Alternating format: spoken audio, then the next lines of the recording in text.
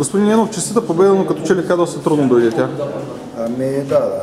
Благодаря за това. Много важни 3 точки за нашия отбор. Започваме по начина, по който започнахме първия полусезон, с трудна игра, с липса на всяка организация, но смея да твърдя, че момчетата направиха всичко възможно да се представят добре пред нашата публика.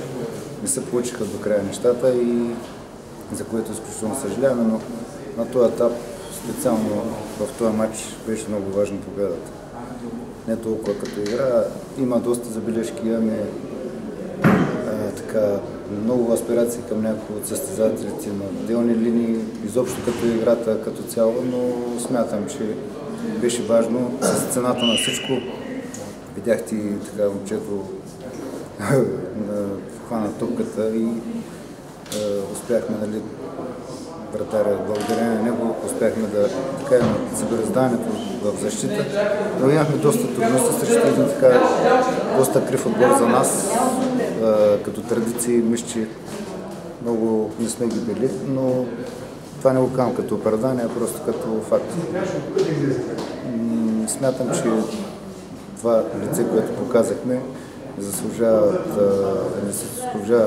името на Нефтохимик, така че ако искаме да вървим напред и да сме претендент за А група, трябва да подобрим доста неща.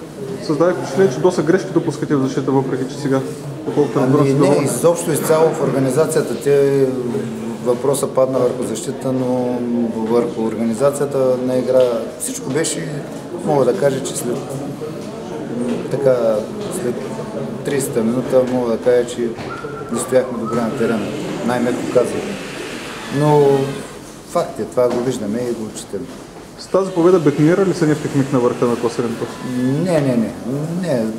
Още, както виждате, доста трудни противници ни предстоят и ако ние не подобрим представянето си, въпреки че това беше една от крачките към А група, но взехме нужните точки, но като потенциал не смятам, че това не отразява потенциал като игра.